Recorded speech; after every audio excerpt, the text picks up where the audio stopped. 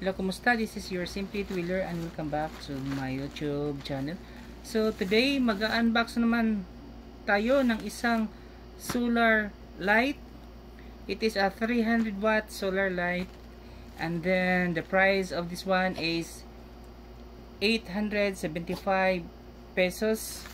That includes the shipping fee, no? But my deduction siya na 41 pesos for my voucher.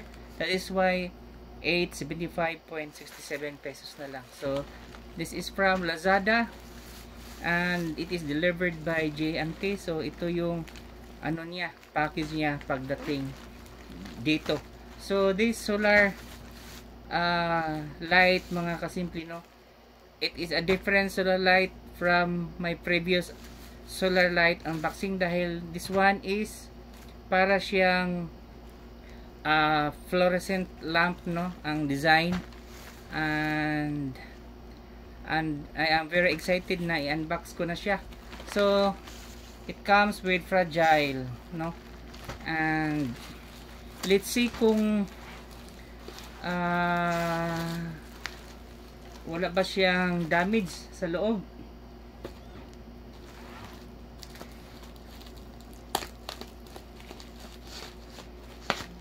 So this package, guys, is cushioned with tinatawag nilang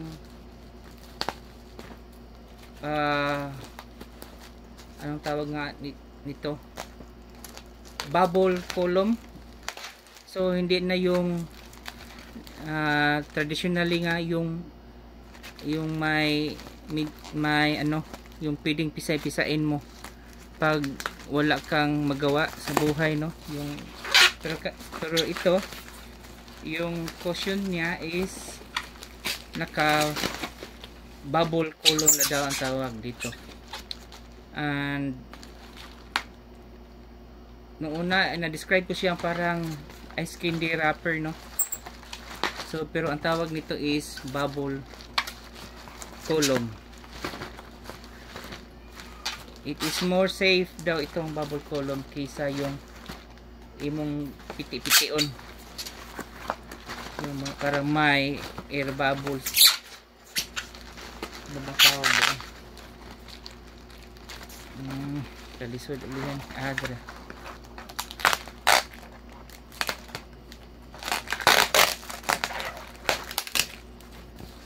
So gabi ngayon, pagkatapos nating unboxing, diretso tayo pag-testing sa product kung iilaw ba siya.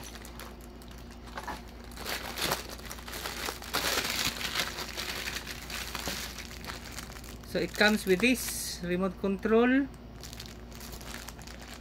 battery, and some expandable bolt, butterfly nut, and this is the product.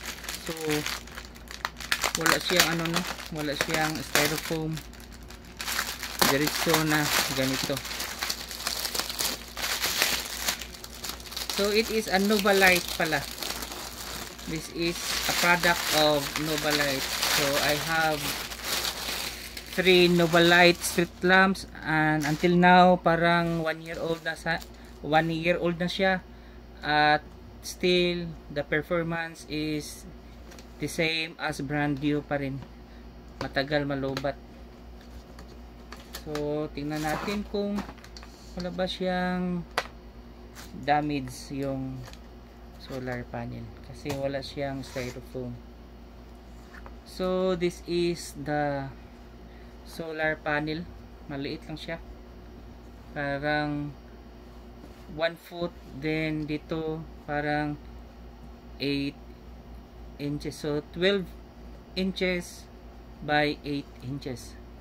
So ako na siyang gibana-bana. And this is yung sinasabi kong para siyang fluorescent. So nung una meron akong Omni na ganito ang LED. So hindi siya solar solar light, pero ganito yung style ng Omni, and the quality is just like the same as Omni na kuan, LED na fluorescent lamp na ganito. So saan kaya nakalagay ang baterya nito? Dito siguro sa loob. So testing na natin kung iilaw ba siya, kung meron ba siyang stocks na baterya sa loob.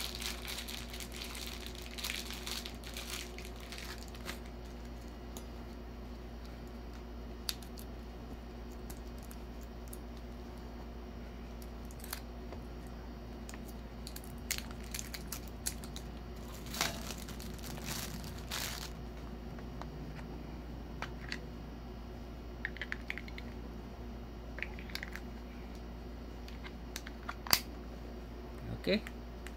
Wow. Tingnan mo ang liwanag niya. Sobrang liwanag sa personal, guys. Hindi lang masyado ma-appreciate sa camera, but in actual situation ang liwanag niya. So testing na natin sa labas kung gaano siya kaliwanag. Off muna natin to. So meron pa siyang ibang kulay, guys. Parang tatlo ata yung kulay. Yung ganito, then ganito, at saka ganito. So hayag kayo siya maliwanag na maliwanag. So testing natin sa labas.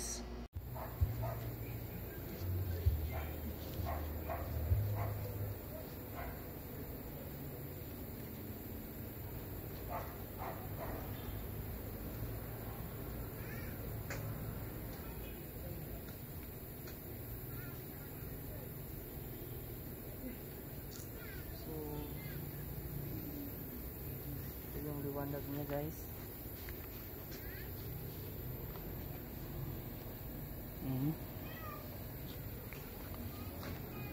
Ang liwanag niya. So ito yung liwanag niya, oh.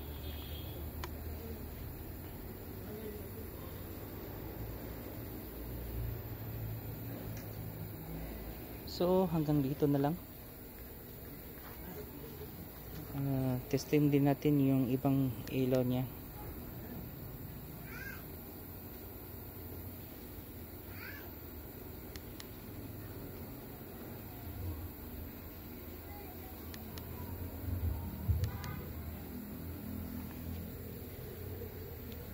Okay.